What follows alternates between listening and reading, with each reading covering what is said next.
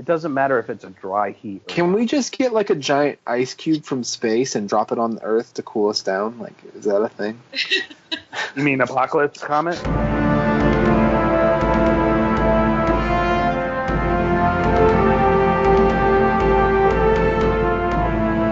Hello and welcome to Vassals of Kingsgrave for our reread discussion, first part of the Hobbit novel.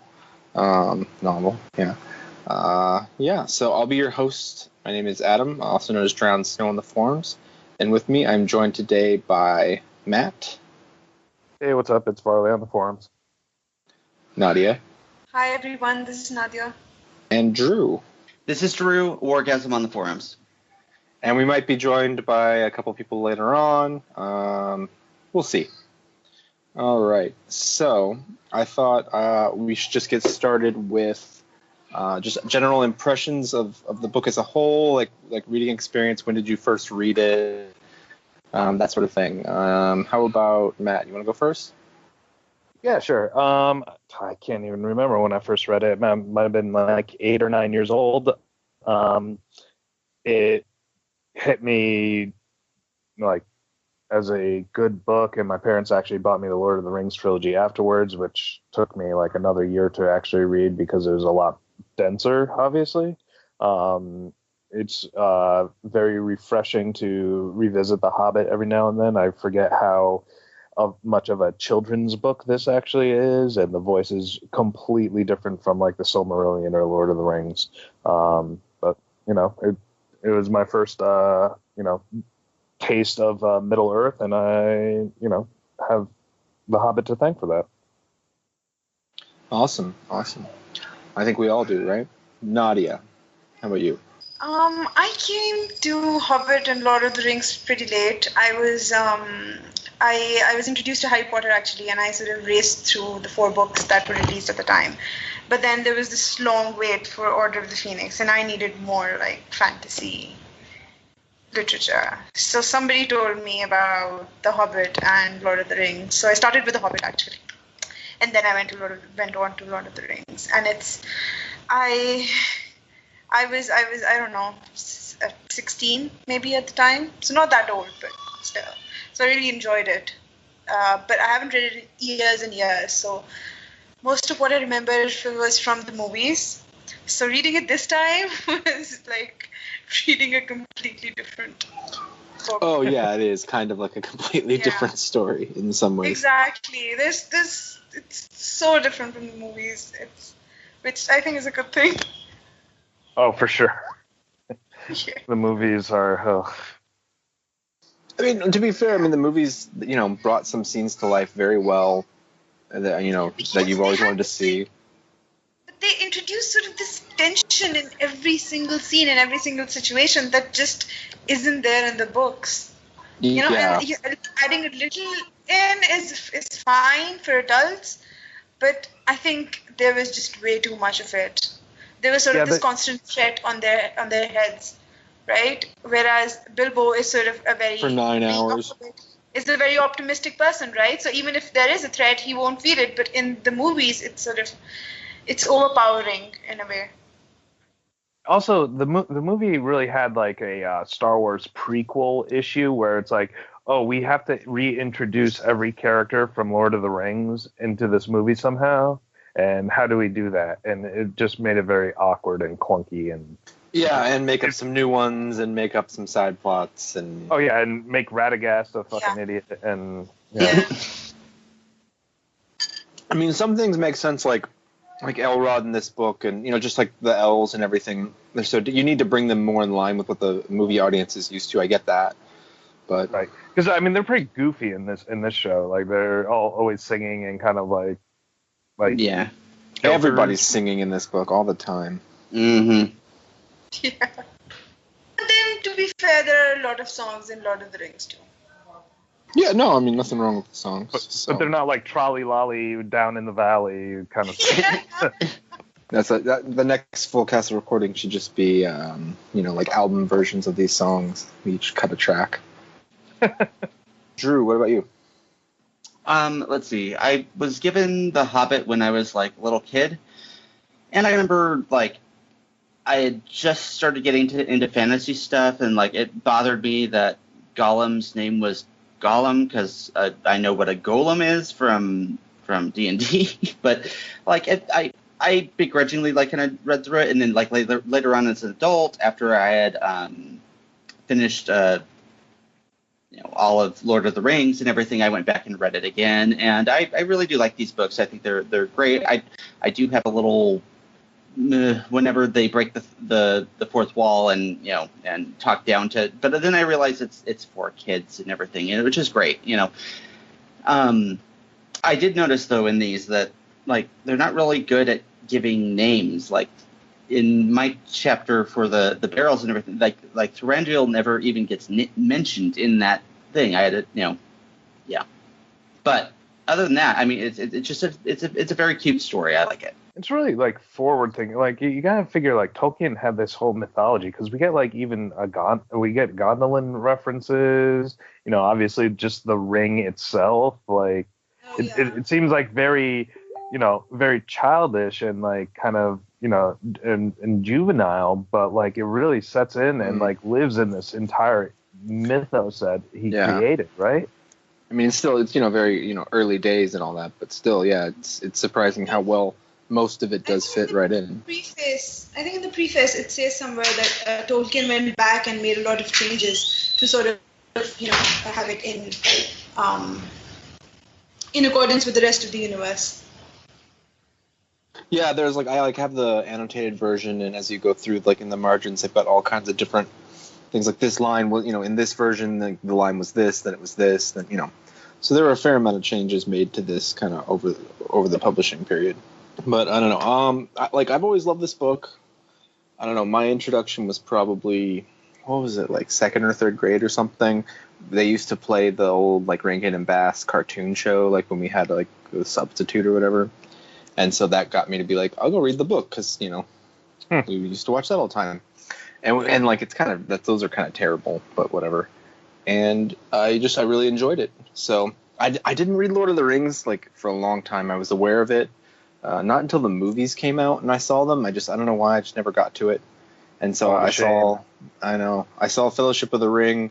That was a funny story too. Like I was like 17, 16, and I was supposed to work and I had like an hour and a half to kill. So I'm like, I'll go see a movie. And so I'm in the movie and yeah, I'm like, oh, I'm going to be super late. I'm like, I got to go to work. It's right across the street, but I'm like, I'm not leaving the movie. And so, yeah, I was like really late that day, and I ended up, after that, I ended up reading the books. So, but this has just always been one of my favorite books from childhood. So there's a lot of, nostalgia attached to it. Same Z's. So let's get started here. We're just going to kind of go chapter by chapter. We don't have to spend a lot of time, especially on some of these chapters, because they're real simple, kind of breeze through. And just feel free, we can mention Lord of the Rings and movies or anything you want in context. It's fine. So we're not going to go too in depth into a lot of that probably until the next one. I have some notes for that. But let's start with Chapter 1, An Unexpected Party. In a hole in the ground there lived Baggins. He lived in an awesome hobbit hole built in the side of the hill with only one story but tons and tons of room, so it probably went really far. We get an explanation about how awesome it is to live where he lives and how respectable and boring all the Bagginses are, but how scandalous and fun all the Tukes are, which is his mother's side of his bloodline. One day Gandalf arrives, just, in normal Gandalf fashion, going to cause some trouble for some hobbits. Hasn't been seen in the area in a long time, and Bilbo doesn't even really recognize him, although he remembers his fireworks. They both enjoy smoking, which I think is why Gandalf often visits the Shire. The folk that enjoy that leaf. He remarks that Bilbo can say good morning in several different languages. And Gandalf volunteers Bilbo to go on a mission that will probably kill him. Bilbo says he wants none of it, but, he's, British-ish. So he's very polite and invites Gandalf for tea on the morrow. The next day, a bunch of dwarves arrive in, singles and pairs, just keep coming. Most of them have rhyming names and happen to be related to each other. It's all very whimsical. They treat Bilbo like kind of, their private innkeeper, and he really has no idea what's going on. But thankfully, he's rich, and there's always tons of food on hand because they have, 10 meals a day, even though it's just him in this mansion. Let's see. After threatening to destroy a lot of Bilbo's personal property with a fun song, they help him clean up after eating a big meal. The dwarves are tired of having no home, and they want to reclaim their kingdom from a great dragon. And so we get kind of, Bilbo's been eating all day and cleaning, and he's just ready to sleep. And then we get this whole story of what's going on, and that they want him to be a burglar, which, maybe that was like a different meaning back then, or maybe that's like British slang. I don't really know. But yeah, burglar is just someone who seeks after treasure, kind of, and is very sneaky, right? I think it means the same thing. They basically steal things, right? Yeah. I guess it's just not how it's not as nefarious as we think of it nowadays, right? They're less violent than the burglars we used to. Yeah. So basically his job is to do all of the dangerous stuff, like sneaking around enemies and, looking to see if the dragon is still alive or awake or what's going on once they get there. We get the backstory of Dale, King Under the Mountain, how the dragon attacked, took their homeland. It's all very sad. Gandalf drops the name of Azog, which doesn't really play much into this, but gets used for about 2 hours, 3 hours worth of content in the movies. Yeah. And and that's it. Bilbo's house is massive. It has enough rooms to fit all the dwarves, and he gets them beds and goes off to sleep and kind of doesn't really believe what's happening. Yeah, so the story of Smaug and everything is cool, and Azog, but Gandalf always comes off as kind of a prick. But when he's talking about how he met Thorin's father, and Thorin's like, oh, we should probably deal with the necromancer, and Gandalf's like, oh, that's an enemy, that even if you gathered up all the dwarfs, you wouldn't be able to defeat him. It's like, well, come on, man. Yeah, that's why he's just gonna go deal with it himself, right? Yeah. It's like, even me, Gandalf, was trapped by him or something. But I do love how, Gandalf always keeps things really close to the sleeve and just pulls them out. He's like, I have this key, The one's like, what the hell, dude? That's supposed to be mine. It's like, look, okay, I didn't understand, what your father was saying. He didn't give me your name. I found him and he was out of his mind. You were a young man when you left the mountain. You were only like 120 or something like that. I don't know. And it's been quite a while. Dwarves live for a very long time, like elves. So it's been quite a while since all this happened. Maybe it's like an English thing, but they kind of shit on coal miners, right? Or you could go back to coal mining. It's like, oh. Well, but he's supposed to be like the king, so. I don't know. Everyone's shitting on coal miners these days, it seems, but. Yeah. Basically, dwarves mine precious metals and stones, right? So I'm guessing coal is just beneath their dignity. Yeah, but at least they have a trade. How did Bilbo get so rich? It's all family money, right? But at some point, they found a good spot on the hill and built a mansion. And it doesn't seem like there's any sort of commerce or anything they're involved in. They just have money. Yeah, he doesn't. He's not industrious. He just sits around and smokes and eats, which is quite the life. I take it. But. He doesn't have a farm or anything. He has a garden and a nice house. Yeah, that's always been a mystery. Then we know how he gets rich after this. Yeah, I don't need a something in the appendices oh yes, well the Baggins they own a paper mill and they whatever. I just assume at some point they have something that makes money. But it also seems like people in the Shire don't there are people that make clothes and people that grow food and whatnot. But it doesn't seem like there's a lot of work to be done. It's rural industry, Yeah. Yeah, obviously someone has to make clothes, but it doesn't. Everyone sort of pitches in. I kind of imagine. I even Samwise is he's the gardener, but it doesn't seem like he has it pretty bad. He's got a nice little hobbit hole, and you never hear about people having to pay their mortgage, or I don't know. Everyone seems to have it okay. Lucky ass hobbits. Get this. Yeah. So lots of singing in this chapter. fun songs, sad songs, and I mean, it Yeah, really. but I also think that- this is the longest chapter, isn't it? I think It might- the song that you sing about the Lonely Mountain, that was pretty nice because it actually explains part of the story. Yeah. It's very somber, and I mean, I don't know, like to me, like this chapter immediately, you really get the feel for these dwarves, and you don't really know much about them, but you kind of understand their plight, and you're like, yeah, man, go get your home back. It's this dragon that drove out like your entire civilization. Just 13 of you, whatever. You know? But and you also get like how he writes that like something inside Bilbo like kind of like flared up. Like you kind of get that feeling. It's like, yeah, dude, I'll go help you. Like that shit. What happened to you? His like, Tookish side. Yeah, fucking Tooks. Fool of a Took. Do we have anything more you guys want to say about this chapter? I mean, it's just Bilbo's sort of mom kinda... sounds like a biddy. Belladonna? Have you ever met like another? Belladonna. Well, and she's a Took, man. It sounds like she knows what's up. Yeah. But seriously, how much Hobbit food does strain. Bilbo have in his pantries? Like, that's a lot of. I love how What? he just has like a cold chicken in his pantry. It's like, Yeah. Like they show up, and like I think this is one part where the movies both do a really good job. Just the visuals are really stunning in all of them. But yeah, he walks into his cellar, and there's just food piled up everywhere, and and I mean, how long is that supposed to last one man? I don't know, but he's not a man, he's a hobbit.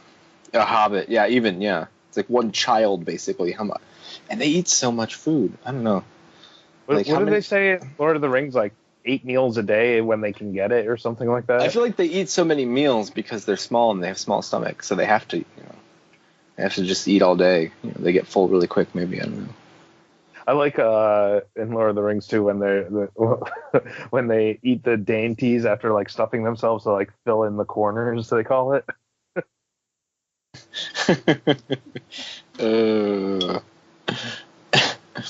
Yeah.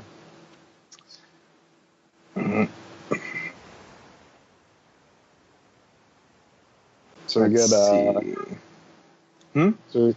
so we meet all the dwarves, and everyone says "at your service" and everything, and at your service, yeah, which like tends to become a curse word by the end. And yeah, everyone rhymes, and you got Feely and Killy and Orion, Glowin and Ballin and Dwalin, and Thorin is somewhat unique, I guess, but yeah. Well, I mean, he's the big shit, right? Yeah. Also, they're traveling with violas. What the fuck is that? They travel with some weird stuff, but I mean, I guess like they're nomads, so. Thorin has a harp. I'm guessing that's kind of difficult to carry around on a pony.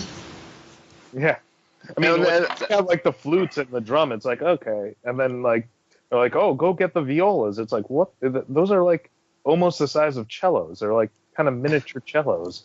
They start off with a lot of stuff on this journey and don't seem to need most of it. But what do I know about dwarven travels?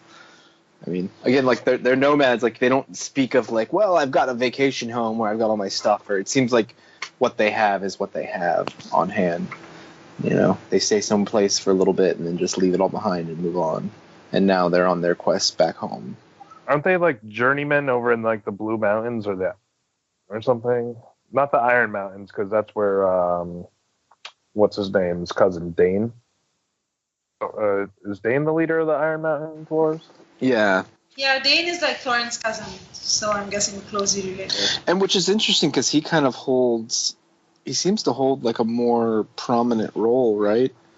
With the army and everything, and it seems like Thorin has just sort of, I don't know, walked away from that, or like I mean, maybe just over time with their attempts to take Moria and everything, things didn't go so well, and they've lost a lot of that prestige. I don't know. Or maybe was Dane one of the dwarves that were driven out of the Lonely Mountain, or were they already established in the Iron Hills before that? Like he was from the second line or something that was already established in the Iron Hills. I don't know. I don't know. I got the impression that almost all of them lived in the Lonely Mountain because it was just the place to be. It was so, like, they were so prosperous that almost the entire dwarven race had come there. So I don't know if they had a lot of other settlements or like I don't really remember. Yeah, I don't know either. I don't know if that was like a Moria kind of situation where like the Lonely Mountain was like the height of their power, and that's like where they all were, but and then they had to go other places, or I don't know. Hold on. So Dane the Second, Ironfoot, is a dwarf, and it looks like following his grandfather's death, Dane became Lord of the Dwarves of the Iron Hills in the Wildland. Dane's father, Nain, was killed by the great orc Azog during the Battle of Nandurhirion at the gates of Moria. Another casualty of Azog. Yeah. Dane avenged Nain by slaying Azog in single combat. I did not know that. Okay, Well, so you wouldn't have known that from the movie. Right. Because isn't Azog still He alive? was also from the Lonely Mountain, right? No, it looks like they were always in the Iron Hills. Oh, okay, that makes sense. Well, I mean, like here, I'm looking. It like seems to suggest both, but I don't know. It's hard to tell. What? Dane was killed during the War of the Ring. He was defending his ally, the King of Dale. Yeah. I did not know that either. You never played Battle for Middle Earth, yo? No. It was a real-time strategy game that focused on kind of that area of the conflict. Yeah, and the adaptation. Or that was like the second one or something, I don't remember. But yeah, on the Wikipedia page it says adaptations. Dane appears as a hero for the Dwarven faction in the real-time strategy game Lord of the Rings: A Battle for Middle Earth 2.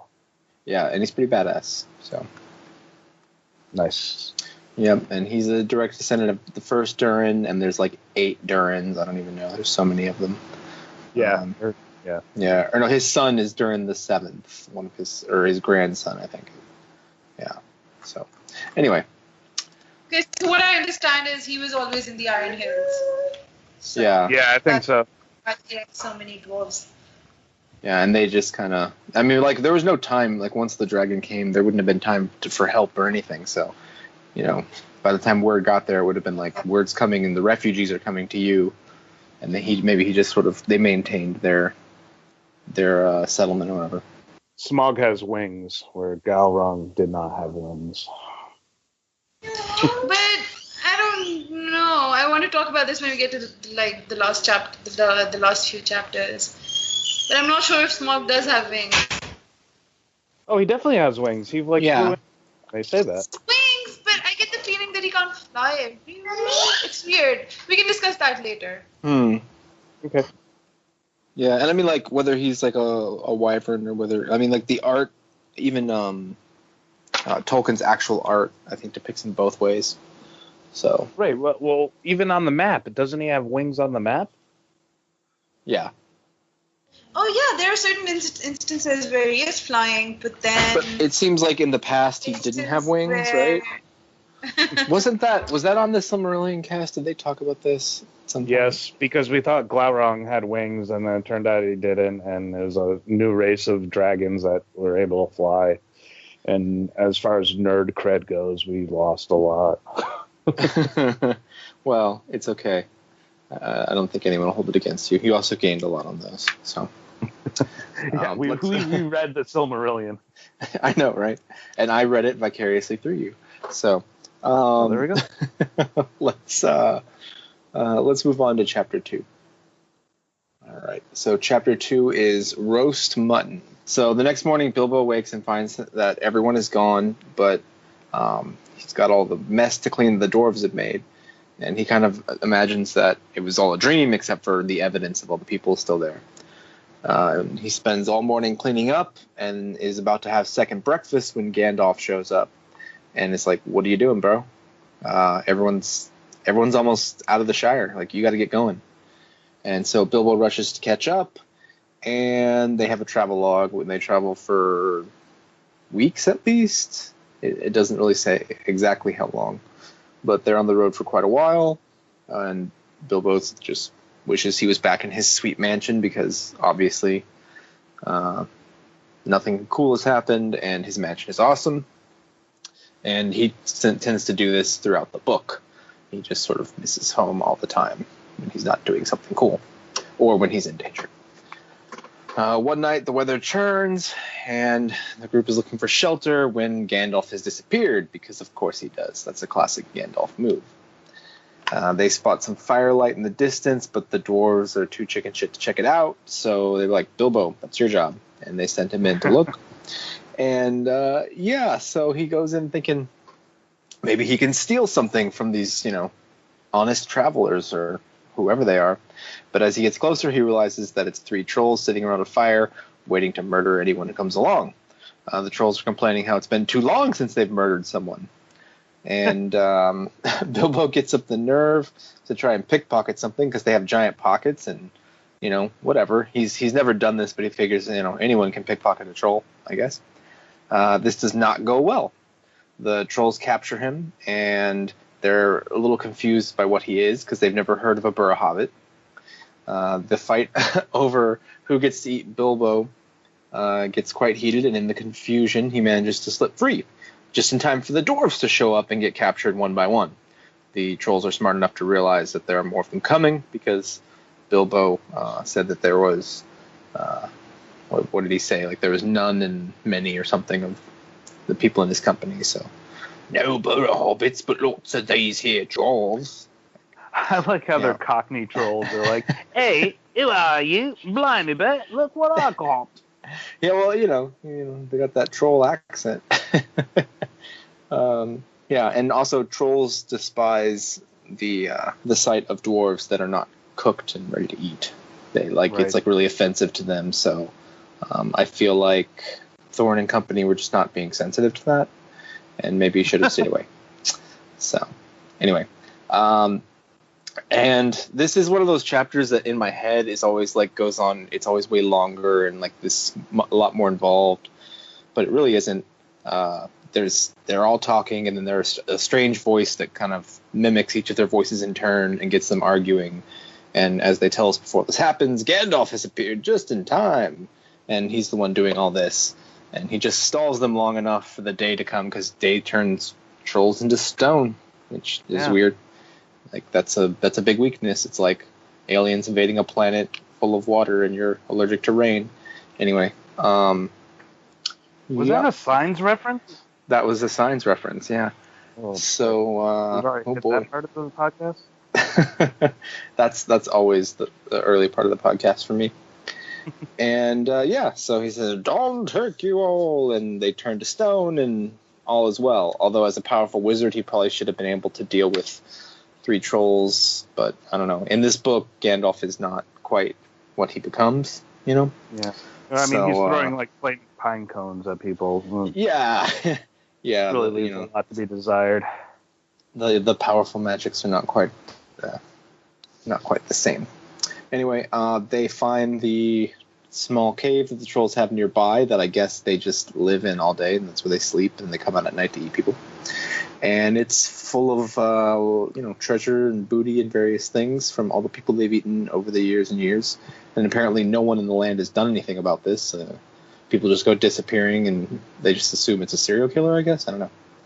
So, Gandalf, Thorin, and Bilbo get some sweet new elven blades, which they will find a little bit more about later.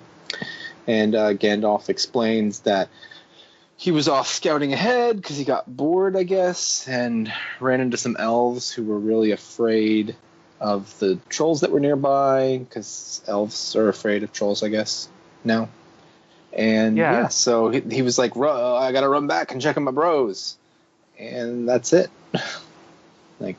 Gandalf wasn't even some sly thing. It's just random chance that he decided to go, I need to go back. They're in danger, A wizard comes and goes as he pleases. Yeah, a wizard arrives precisely when he means to and is told to. I don't know. Yeah, if he hadn't run into those elves, what would have happened? Oh, they'll just find me in Rivendell, which is where they're headed to next. Why are elves scared of trolls? Because the elves in this are more, they're less useful. They're pussies, right? Not entirely, but yeah, they're. Yeah. They're no Legolas, I'll tell you that. They are not. And In I mean, fact, you don't Elrond even is, I see think, Legolas. yeah. And I think Elrond is really only described as like an elf friend or whatever, right, in this? Yeah, he is. He's Elrond, half elven, like friend to everyone though. Yeah, but I mean, he's not like they don't really go much into Rivendell. Like I think we'll get into that in the next chapter, but it's a pretty short one. About Gandalf, in this book, at least in the first chapter, he's more of a wizard, like the kind we used to. He has a wand which he lights up, and he does more obvious wizardy things. Whereas as it goes on, he becomes more of a Gandalf-like hobbit, a wizard, if you get what I mean. Well, yeah, but I mean that's because we don't see him actually going. He's got pine cones and fire and fireworks, and Yeah. it's like his second year at Hogwarts or something. I don't know. Yeah.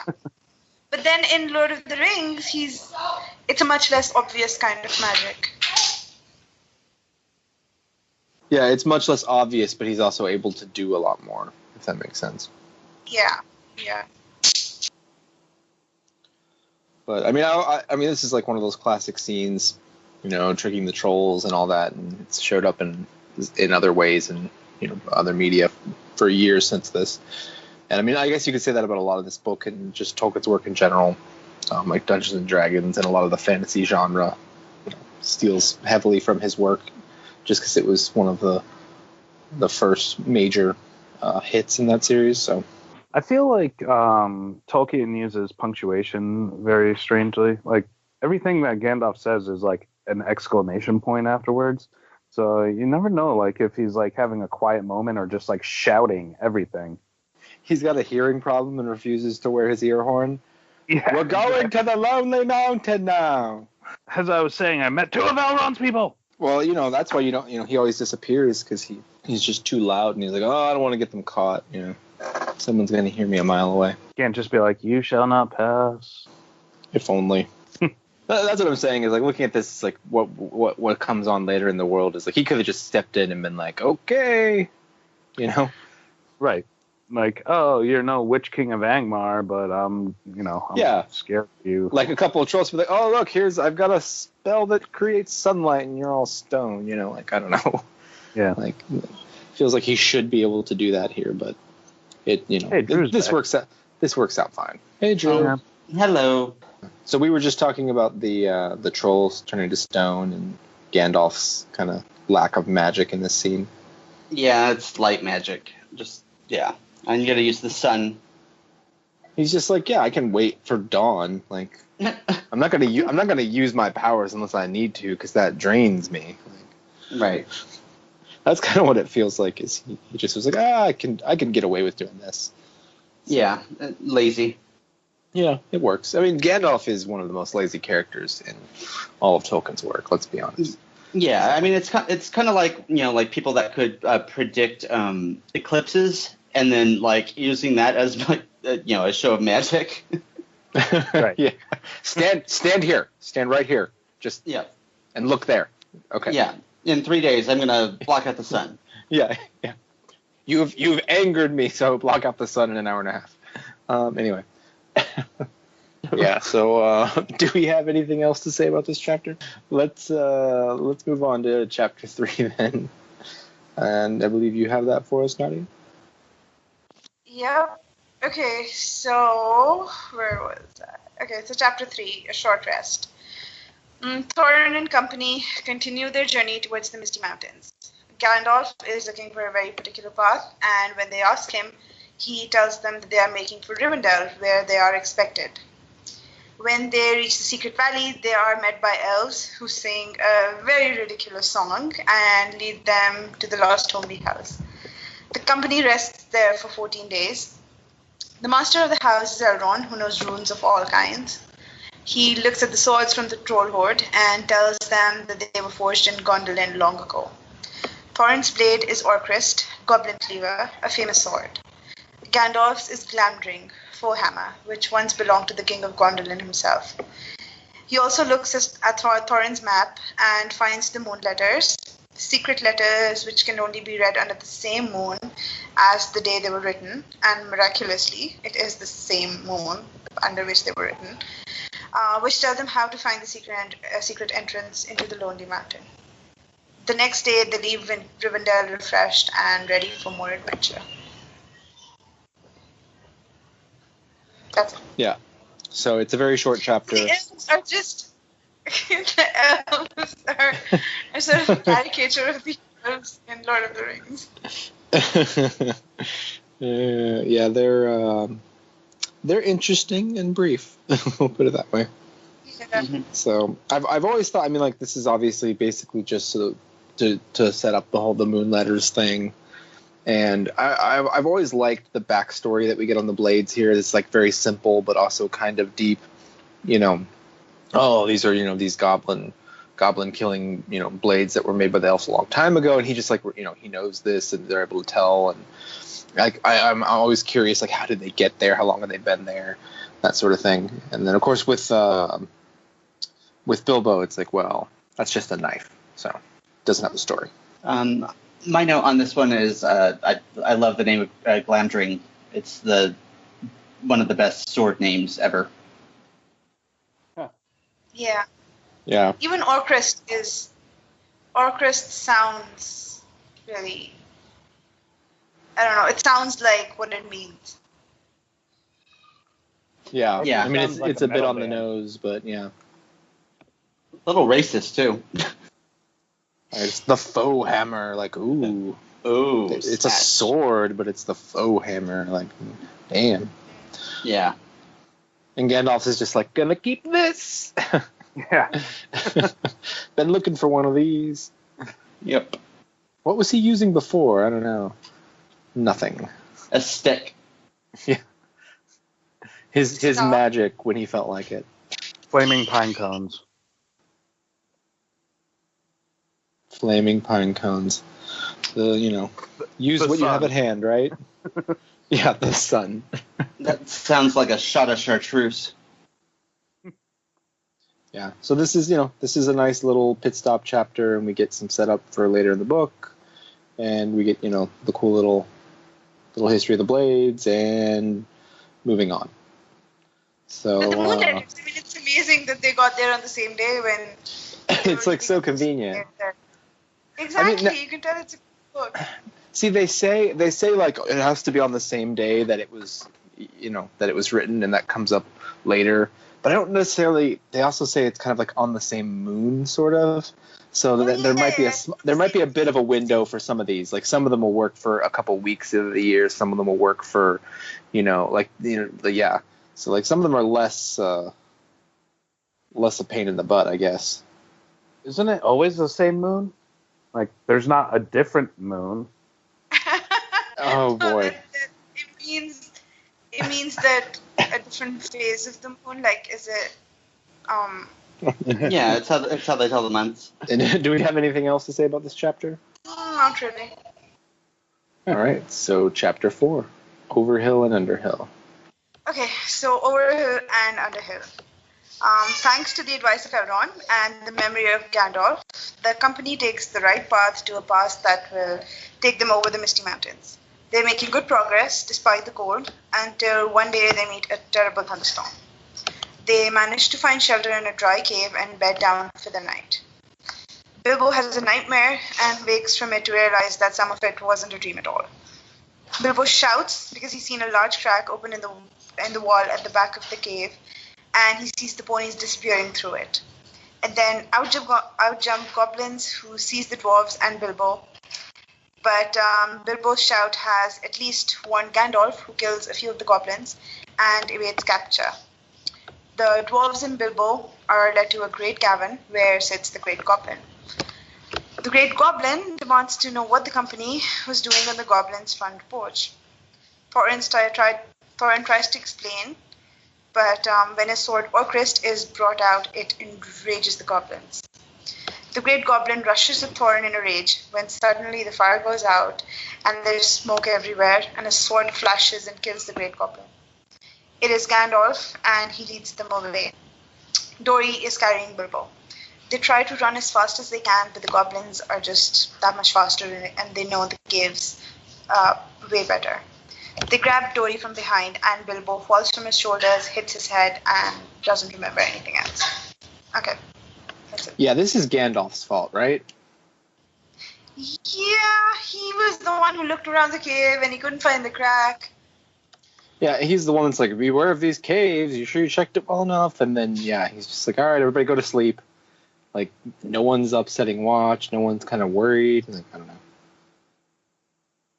Yeah, I mean, don't they always set a watch? Why was this like the one time they didn't? I mean, maybe they would have set a watch like out at the mouth of the cave, but even then, that person wouldn't have gotten captured or would have had a fight, or so it seems like they didn't. I don't really understand why, but it's probably this is probably what Gandalf wanted to happen because or maybe it's just we can, the will of the ring. I don't know. Does the ring have will at this point?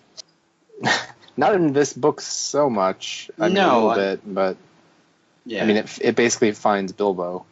That's about it, though. Well, and then there's the part where like he's walking along and when he's trying to escape and doesn't have it, and he's like, "Wait, what the hell?" And I think it says maybe that was like a joke of the ring or something. Mm. About how Gandalf kills the goblins, he did something. There was a loud flash. There was a flash and loud noise, and then there was the smell of gunpowder. But in the Two Towers during the Battle of Helm's Deep, when the orcs the Uruk-hai bring something, and they blow up part of the wall, and everyone says it's some kind of witchery from Saruman. Wasn't it gunpowder that time too? Magic I think that's the idea, yeah. And I think that's but they were all like surprised and shocked that this was a thing, whereas Gandalf seems to know it. Like he's using it. I mean, in the world with fireworks. Yeah. Yeah. They play it up in the movie a little more like it's gunpowder, but I think in the book it's supposed to be some kind of magical explosive thing. Okay, maybe that's what. It's +1 gunpowder. I mean, they don't have guns in this world, so or cannons. It's +1 powder. Yeah. You're like into the role playing mood right now, aren't you? Yeah, a little bit. Yeah, but this is a lot of fun. They fall into a trap that's basically their own fault and then get right out of it. So, yeah, and the only mistake they make is, I don't know, someone just dumps Bilbo on the ground on quote unquote accident. Like, come on. Like, this guy's been useless. Goodbye. Enjoy your head injury. Yeah. Better get that looked at later. A little magical head scan. Dory drops him and then he doesn't even remember that he's dropped the Hobbit or something like that. Like, he just says, "Oh, I lost him. It was dark." Yeah, they're all outside the cave, like, where did Bilbo go? Like later. And that's the thing too. Is like they lose all the ponies. They lose basically everything. And like the one thing you were carrying, you're like, "Oh, my hands are empty now." Like come on, dude. Job. Yeah, you had one job. Someone should he was in the back of the company, right? That was the problem. Is he should have been up further and then someone would have noticed, but maybe he's just slow. And that's why he dropped Bilbo, to save his own life. So, right. That's just not appropriate for a children's book. That's not the theme that Tolkien wanted. Just leave your friends behind, like cowardly dwarfs. I wasn't gonna die here. Yeah. Yeah. Plus, it's like he ain't even one of us yet. So, yeah. But it leads to probably the most iconic, arguably, chapter from this book. No, I was gonna say I do like how all the goblins like recognize the foe hammer, and it just sets them off. Yeah. Yeah. They actually recognize Orcrist, I think, which is basically Goblin Cleaver. That's what drives them mad. Wait, do they glow? Right? I can't remember now. They all glow. I'm getting confused. Right? Yeah, They all glow. yeah. They all glow. Bilbo's dagger glows. Yeah. So I mean, like these guys are probably taught. Like you see a lightsaber, and you're in for some shit. So Yeah. No, it says that they remember the bite of that particular sword. Yeah, they remember the particular sword, which is a little astonishing, but. Orcrist. Well, the Goblin King would know it. So, did Yeah. anyone else like really not enjoy the Goblin King in the movie? It looked like he had a sack hanging off his face. Like that was a part of the problem with the films is like they go the darker route with the story and the themes and all that, but then like they went like the grotesque route with a lot of the design for kind of no reason. Like this book is so light and like you can't keep all of that, but like the one that was swinging in the basket kind of reminds me of the guy from Mad Max. Yeah, the little like pygmy. Yeah. Yeah. But it's like like all of the creatures, of course, and then even like Radagast, like and the people in Dale, and like even some of your lighter characters are still kind of like icky. Gross, yeah, like the unibrow. Like I don't really understand. I don't understand why.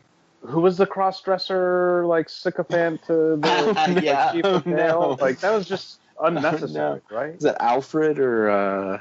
Oh yeah, Alfred. Yeah, unnecessary. I mean, yeah, in a movie that you're trying to expand on the story and stretch it out. Like I don't know, it's a really weird thing to add, but again, it's like the Jar Jar ad, kind of like, oh, kids love Jar Jar, Yeah.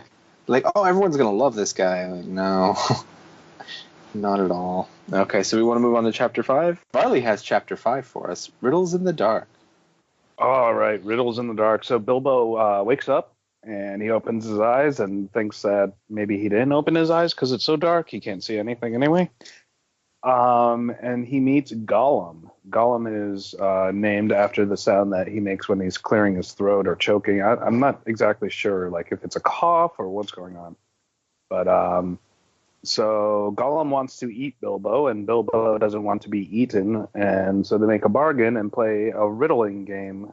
So it's like a rap battle, except with riddles. And they go back and forth, and finally Bilbo says, "What's in his pocket?" And what's in his pocket just happened to be a tiny ring that he found earlier and put in his pocket. Gollum... Trixie. Yeah. Gollum goes... back to his little island after he loses the game and is like, oh, well, I'm just going to eat him anyway, but I need to get my ring first. And then he realizes that he lost his ring, and he puts two and two together and figures that Bilbo found the ring, and that's what's in his pocket, and goes to hunt him down. But Bilbo wears the ring, doesn't realize he's invisible, is kind of weirded out that Gollum just passed him, and then Gollum basically inadvertently leads him out to the mouth of the mountain cave, whatever, and Bilbo hops over him into the daylight and to meet the dwarves. The end. The end, indeed. But so much to this chapter, right? Right. So, I mean, I know when I was reading it as a child, like, the first time I read it, I was like, I have no idea what the fuck these riddles are. Like, I think I got, like, the mountain one, and that was it.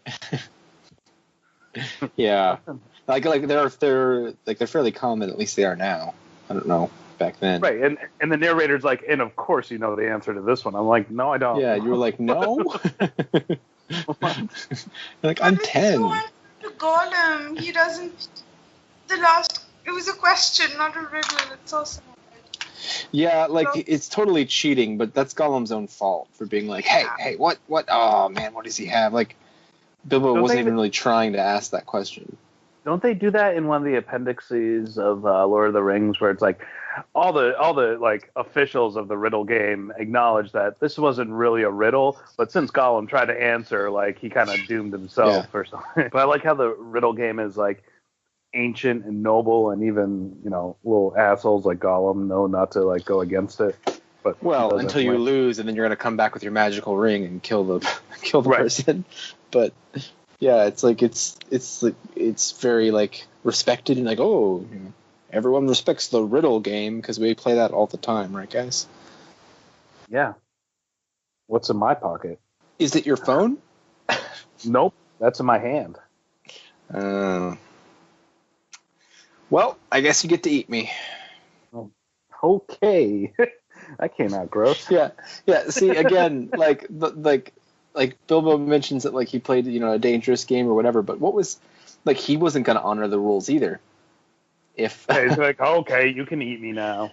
like, all right, fine. No, he's got the weapon, so he was like, well, I can play this riddle game and maybe get out of this peacefully without risking my life.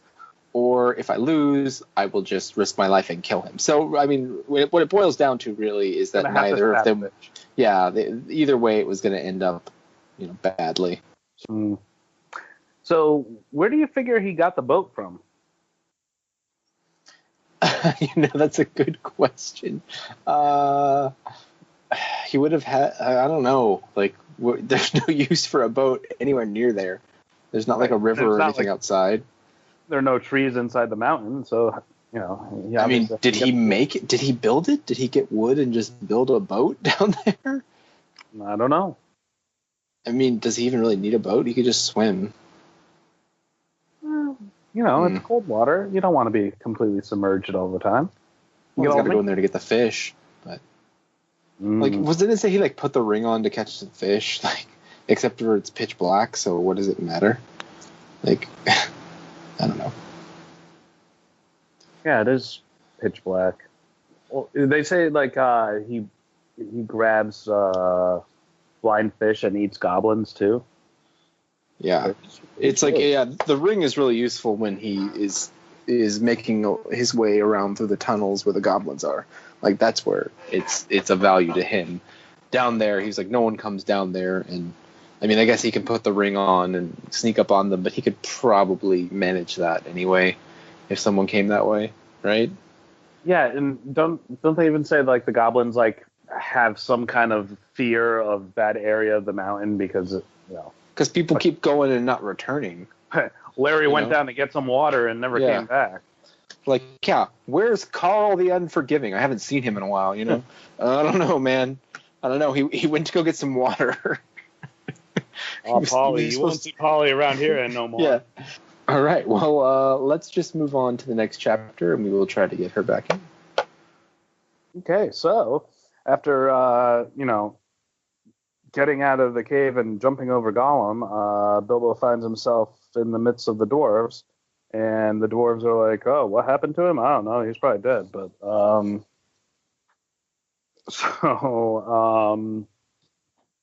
they get chased off, and they hide up in trees because the wargs are talking about joining the orcs, and Gandalf is the only one that can understand the warg language. And then they come down and kind of get him up in the tree, and they set fire to the trees to get him down, and then the eagles come and save Gandalf from his suicidal leap, and that's basically it. Now, why can't Gandalf fly? I mean, that's like always got to have the eagles, right? My biggest concern is that upon rereading this, he basically was like, "Peace out," jumped off the cliff, and there just happened to be an eagle there. Well, I mean, that's what you think, but come on, he knew, right?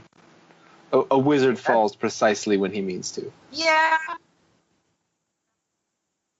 Hey, Nadia. We called the dragon somehow. Like him. Hi. But seriously, do any of you think that the eagles are overused in this book? They're there to rescue in every situation. Well, I mean, like they're not in a lot of it as far as like percentage wise, but yeah, like they're there to save the bacon every now. They don't have dragons, so they have eagles basically. Although the eagles don't do shit about smog, so yeah. Well, the Eagles really play a role throughout, like Lord of the Rings, Silmarillion, as like the eyes and ears of Manwë. But it's like if they're all if they can fuck shit up, why did they wait till the last minute to do it? Because they got a lot of other stuff If to they're do. really in it. It's like, we're gonna let what these other guys stuff try do and they do? They just sit back and watch, right? yeah. Maybe they don't have a large population, and so they're weary of putting themselves in danger all the time. I don't know. They do. At least in The Hobbit, you When can they see have that there's to. quite a large population. Wait, don't they like come in force in the Battle of Five Armies? Yeah, it seems like all the Eagles show up for that. And I like how like they put the dwarves in like their eyries and like just kind of keep them there for a bit. Yeah, and they get them some food and chew it up and spit it out on top of them. Oh, you know what we didn't talk about? The fucking rock giants. They're chucking rocks at each other. Oh right, they're just playing on the mountain. Which is like really like kind of otherworldly, like even in this universe, right? Because I mean they're never brought up even again. Yeah, they probably sleep for long periods. Although, I mean, that riddle says, like, the mountains never grow. I don't know, man. What are those things, right? Right. Right. I mean, they're, like, not trolls, but they're rock. I mean, are they, like one of the things that are buried underneath the earth that aren't a Balrog, but, like, old and ancient? Maybe. I mean, like, there are a number of, embers he puts in the fire in this book that just, get dropped. And considering how much stuff he put out about this world, it's a little surprising. But yeah, I mean, you figure like even they would be mentioned in the Silmarillion because they mention like the shepherds of the forest, and But, I mean, that's when you have so much going on, that could easily be something that just, like, simply was forgotten. Like, literally just he didn't think to do it. And Chris Tolkien. Yeah. But now we've got, the internet and people, they could be like, hey, whatever happened? Oh, crap, I should put that in, But, well, I think even if you read the books, you'd be like, okay, so Lord of the Rings, they mentioned all the Ents, they go to battle. Like, what happened with these stone guys? Do they go to battle, or do they just... Yeah, it could have just been like a quick paragraph, and then like, and they sleep for 100 years at a time, as such during the War of the Ring, Yeah, like, they just awake during really bad storms. Yeah, during really bad storms, they wake up and have some fun and go back to sleep. They're like dogs. They get very anxious and start like chucking rocks at each other when there's lightning. Oh, yeah, I had something to say about that, actually. Something about Gandalf lighting the fire. Did he not think it was going to spread to the trees they were on? Oh, I mean, it was more of a, like, I'm not going to let them win thing. So he'd burn rather than letting them in, like... Some wizards just like to watch the world burn. Ooh, is that Bane Wizard? Yeah, let's go on to Chapter 7, Queer Lodgings. And, Drew, you have that for us? Alrighty. Once again, Gandalf disappoints the company by announcing that he must leave. He says, however, that he will stay around long enough to help them find food and ponies so that they can make their way through the Mirkwood, the last great obstacle before the Lonely Mountain. He leads them to the house of Bjorn, right? Bjorn, yeah. Bjorn, okay. Bjorn is a half-man, half-bear creature who has a great wooden house in the middle of the woods outside Mirkwood. Gandalf takes the dwarves to Bjorn's house for a few minutes so as not to startle him. He tells Bjorn the story of their adventure in the mountain. Gandalf's story amuses Bjorn greatly because he despises goblins who are enemies of nature. Bjorn offers the company much-needed food and lodging. He also does some scouting and finds that the wargs and goblins have put together an attack party in order to find the dwarves and wizard that killed their leader, the Great Goblin. To evade the attack party, Bjorn recommends that the group take the northern pass, the Elf Pass, through Mirkwood, which will bring them near the Lonely Mountain. This choice will throw the goblins off the company's trail and allow them to bypass the dangerous southern pass. The northern pass is not entirely safe either, so Bjorn repeatedly warns his guests never to stray from the path. Bjorn provides the group with food and ponies to carry them to the gate at the path's start. From there, however, they must return the ponies and travel on foot. When they reach the path, Gandalf also departs, wishing his friends the best and reminding them to never stray from the path. Dark things lurk in Mirkwood that even the wizard does not know about. On that note, the dwarves and hobbits plunge into the forest. Like, hey, there's one path. Don't just sit on it, all right? Like, Yeah. couldn't have been more clear, right? Right. Stay on the path. What about at night when I want to set up a camp? Just camp in the middle of the road, dude. Just no one else is traveling on this road, and you're the only one crazy enough to do it. Yeah. Do not wander. Do not pass. But it's weird if that like it's a magical path, kind of, right? Because I mean, not many people go through this other than the elves, and there's so much stuff in there. Like, if you get like the path must be like heavily enchanted or something to offer a bit of protection, because otherwise the path shouldn't matter for all the scary stuff that's in the forest. Also, it's guarded by Legolas and that she-elf, played by that girl that was on Lost. So you're saying Mirkwood is purgatory? The whole thing. Do you guys watch Stranger Things? No, it's on my like watch list. No. Oh, do it, But because I keep thinking about it. they actually call a piece of forest like by them like, oh, that's the dark part of the forest. That's Mirkwood. There's so many good nerd references in the show, but yeah, they do a lot of D&D and like Tolkien references. Plus 2 stars for that show, then, right? Oh, dude, they get all the stars. I love that show. Anyway. Okay, so about Bjorn, is he in the is he or one of his ancestors in the Silmarillion? I don't really remember it. I don't think we get like a shapeshifter kind of being in the Silmarillion. Right? I don't remember recall. that either. But I guess in the Silmarillion we don't really get to this area, do we? We don't see Mirkwood, right?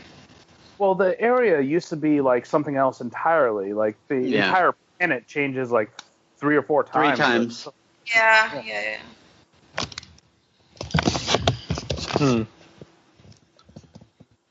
But you But figure his a guy house that is like can super weird. I don't get how the animals brought the food in. I really don't. I can't even on their imagine. pathway.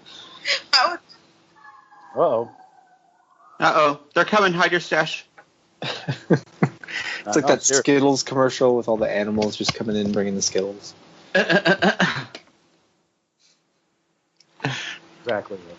Exactly like that, yeah. Yeah. Bjorn kind of reminds me of the South Park episode with Al Gore and he's Man Bear Pig. He's. I mean, like, Bjorn is just like one of those, doesn't believe in the government, out in his lodge sort of things, You know he's growing weed, right? Leaf. He's growing leaf, yo. Yeah. Welcome. I believe you're allowed to have up to 8 ounces of leaf for medicinal purposes in Middle Earth.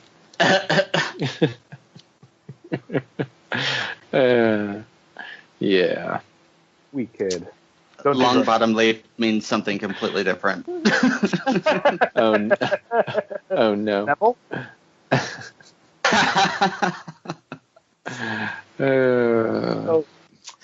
Weird chapter, weird stuff going on. That was a fun episode. Thank you. All right. Are we ready to move on? God, I hope so. Okay. Chapter 8, Flies and Spiders. And let's see. Paul's not here, so I'll just take this one. Darkness falls upon Bilbo and the dwarves as they enter the bleak forest of Mirkwood. Strange eyes peer out of them from the trees. Soon the group cannot tell day from night, which would be probably causing some issues because they take a long time getting through here. Psychological issues anyway. Everyone can, how would he know when it's second breakfast? That's the most important thing. 11sies. 11sies. I don't know when to eat. I can't tell what time of day it is. Let's see. So yeah, everyone can think only of getting out because obviously no one wants to be there. They cross using a boat already moored at one point, but one of the dwarfs, Bomber, falls in and is put into sleep that lasts for days. The rest of the party is forced to carry him, of course. That makes a lot of sense, and that's going to help their journey. One night they see Gollum stole, there used to be 2 boats, and Gollum stole one. He just went. Well, I mean, even carrying that thing up the mountain. I mean, I think it'd just be easier to make one, if you know how anyway. Yeah. But so one night they see a flicker of lights in the trees, and of course they ignore everything that Bjorn and Gandalf tell them about staying on the path and not leaving the path, and the path being good and everything else being evil. And they see elves standing in a clearing around a firelight, feasting and singing, and there's probably dancing and things. So when they burst into the clearing, the lights are snuffed out, and it's a trap, because of course it is. The same thing happens several times, and they're just they just keep going, and they get in trouble. They didn't listen, basically. Soon Bilbo stops hearing voices in the distance. He's exhausted. He gets a tree to sleep. When Bilbo awakens, his legs are bound with a sticky thread. I wonder what that could be. Oh, it's an enormous spider, and they've been captured. Bilbo whips out his sword and gives it a name. He starts slashing around and slaying spiders and, doing what he can. Yeah, and then he actually names his sword. It's like, my knife needs a name. It's Sting. Let's see. Then he's like, hey, everyone else gets a name. I got a cool blade. It gets a name, okay? For me, it's a sword. Even I'm a hobbit, but it's a sword. It's not a name. It's not Orcust or Glamdring. Yeah. It's Sting. It's Sting. The mentally disabled younger brother of Orcust and Glamdring. I was gonna say, I thought maybe he was just a real big fan. The police. The police. Well, I mean, that's why he named it Sting. An invisible name, or an invisible ring would actually help with being a huge creeper. So yeah.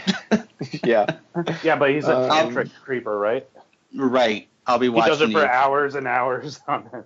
Yeah. I'll be watching you. Nice. So eventually he finds the dwarves all tied up in webs and spiders everywhere. Bilbo starts throwing some stones at them and leads them away. Fortunately, he is wearing the ring, so the spiders can't find him. Otherwise, he would be dead, and there'd be no more burgling for him. So again, Gandalf couldn't have had any idea he would have found this ring and sent Bilbo on a mission that would have pretty much killed him like a dozen times without the ring. Having led the spiders away, Bilbo slips back and cuts the dwarves free, but the spiders soon return, and the dwarves are too weak to fight them off. Just when the situation seems hopeless, the spiders suddenly retreat, and a bunch of elves show up. Yep. And then, let's just move on to chapter 9, and those are kind of, that's one cohesive chapter for discussion. Yeah, okay. The day after the spider battle, the party struggles to find their way out of the forest. They are soon ambushed by wood elves that quickly surround them. Bilbo manages to slip on his ring, and he avoids detection as the dwarves are rounded up and taken to the elven stronghold. They are brought before King Thranduil, who demands to know who they are and where they are going and where they have come from. The dwarves remain tight-lipped, and Balin asks the king if it's a crime to be lost, hungry, and trapped by spiders. Thranduil is offended by the question. It is a crime to trespass within his realm. He locks them away in individual cells, separate from each other. They are told that they will remain there until they learn manners and tell the king what he wishes to know. Days pass, and Bilbo has to steal food to survive as he explores the fortress, all the while wearing the Ring of Power and remaining hidden, save his shadow. He considers abandoning the dwarves, but then realizes that he would only end up lost in the forest, so he begins looking for another way to escape with the dwarves. He discovers and visits each of the dwarves, giving them hope not to break under their otherwise hopeless circumstances. An opportunity presents itself when Bilbo discovers the wine cellar, and how the way that the empty barrels are returned to Lake Town by a stream that runs through the fortress. A great feast is held, and 2 elves that hold keys to the cells decided to try some of the king's private reserve. They soon pass out from drinking so much, and he steals the keys. One by one, he sneaks the dwarves down to the storage room, and Bilbo fills them in on the plan. None of them are too thrilled and are to be packed in the barrels, but there aren't any other options available. Moments after Bilbo secures them, the elves load the barrels onto the trapdoor over the stream as they sing a little song. He jumps into the last barrel and is then flushed downstream with his companions. Dude, I love that the elves get white girl wasted. Like, just completely passed out. Like. White girl wasted. I'm so drunk. Oh my gosh. Oh my god. We should totally not look after the barrels. Yeah. Well, and like And it's completely different from the movies. Again, in the movies, there was the scene in the extended edition where Legolas couldn't get drunk. He just kept drinking and drinking and drinking. Oh yeah. Oh yeah, from yeah. was that Two Towers? yeah, he's having a drinking game with Gimli. Or yeah, it's like early Return of the King when they're still in. He's like, oh, my fingers are tingly. Yeah, Yeah. I feel my fingers are tingling. Yeah. Gimli's like lightweight and like falls over. Again, there's a class system of different elves that all have different tolerances for alcohol. They don't. Legolas only the same people. Legolas can only Yeah. get drunk on top shelf swill. So yeah, not. Yeah, he drinks so much that like he's just like I used to know a guy, my brother's roommate, that would just have half a bottle of vodka before noon. Like he was just constantly Excuse me? drunk. Yeah, he just was Bottle of vodka constantly. before noon? Yep. And Oh. he drove. He worked. He just was very chill. Like he just was. He was super functional. And now Yeah. he's like 35 and he's gonna die because his liver's shutting down. But but yeah, I imagine maybe Legolas is just like that. Maybe he just he's just drunk so much it doesn't faze him anymore. He's Irish. Yeah. He is Yeah. a prince. He's got access to that good wine. Mm-hmm. Well, they have like all those different like elvish liquors, right? That like revitalize you and stuff like that, but still get you a little fucked up. Speaking of which, I had a really good glass of bourbon last night at one of the places. They have a bourbon club, so it's like you have to spend like $3,500 worth of bourbon before you get like your own like monograph like glass. It's completely ridiculous, but it's still fun to do. That's where actually WineCom 1 and I had our moot at. Oh yeah. I gotta make it to Boston one of these days. Do it. At least to see the Sacks. The Sacks. Fuck the Sacks. So hard being a Yankees fan in Boston. It's hard being a Yankees fan anywhere, with them winning all the time and paying for teams and whatever. Dude, have you seen the last 2 seasons? No, I've seen the last 60 years, so I'm good. I think that's where we're going to end up for today, since Matthew is still MIA. So we'll probably cut it off there. But do we have anything else to say about this chapter, or anything else, or any of the upcoming chapters maybe? Oh, yeah. Bilbo forgetting to think of a plan for himself Yeah. when he's escaping. Classic Bilbo. Yeah. Hey. Yeah, he's like, doesn't he think the same thing as like Frodo thinks in like the Barrow Downs, where it's like everyone would understand if like I just came out alive and everyone else didn't. Wait, what? What did he Or maybe he What? doesn't. Didn't Bilbo at one point? I don't know. Oh, because he's there for so long, and then he's like, I can just leave them, Yeah, and but he doesn't really. Oh, Yeah, yeah, he yeah, has- yeah. of like, No. I could leave, and no one would blame me. They'd be like, oh well, all your companions were locked up and you're stuck in a Yeah, it's like no one would expect him to be able to deal with that. Like he's like that's for sure. And Frodo thinks the same thing in the Barrow Downs, where he's like, even Gandalf would be like, you did your best, Frodo. Like you could only do and save yourself. Like Complete the mission. Instead, he calls Tom Bombadil, and Bombadil fucks shit up. Oh, Bombadillo. It's a jolly way. His hat is blue, and his boots are yellow. It's very colorful. Yellow. And he boots. kidnapped Must be a pain the river keeping them lady. clean. The river lady or whatever she was. Goldberry? Oh yeah, didn't he like kidnap her? Yeah, he basically stole her from the river. Yeah. Because he's a boss like that.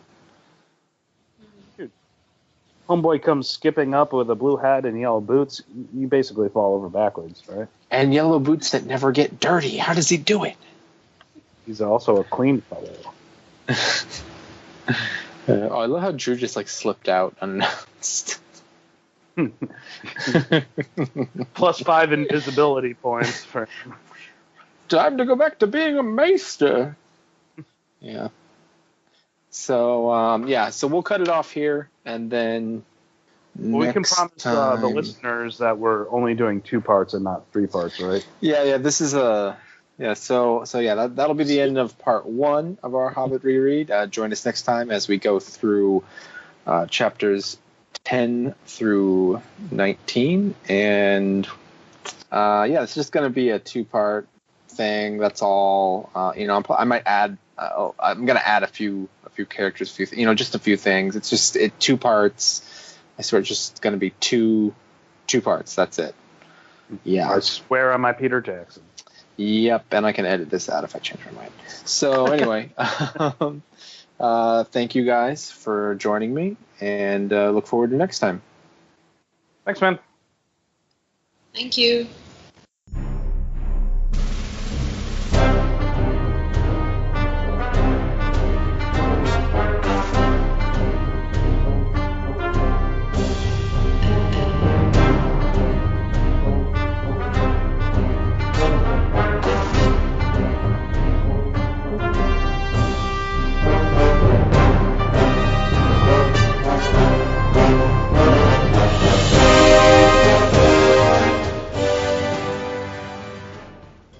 And next time I want to get into some more of like the larger world as it pertains to this book.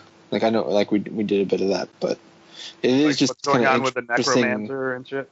Yeah, it's interesting how all that evolved. And well, I mean, isn't like the legend that like he was grading papers and like he turned one over and just wrote, "In a hole there lived a hobbit."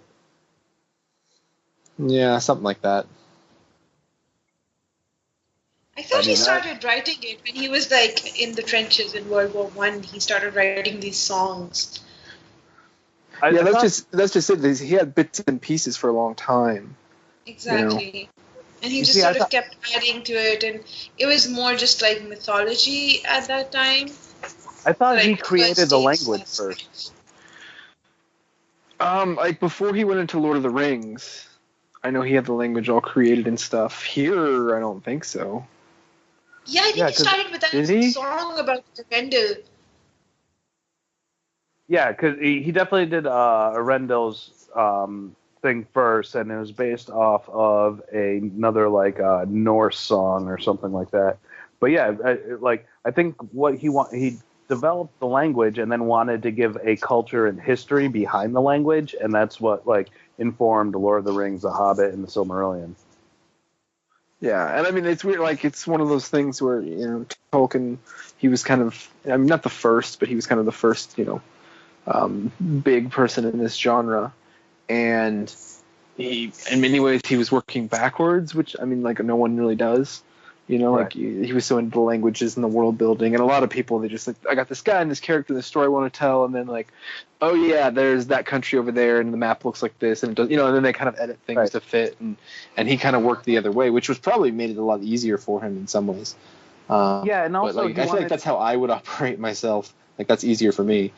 He also wanted to give a mythology that was truly English, because even like King Arthur was a French tale and stuff like that. So he wanted to do like something, because he had looked at the North mythology and stuff like that, and that's truly like Scandinavian, but he couldn't find something that was truly English. So that's why he also started up with this this whole Middle Earth world. Middle Earth World. Where is Middle Earth?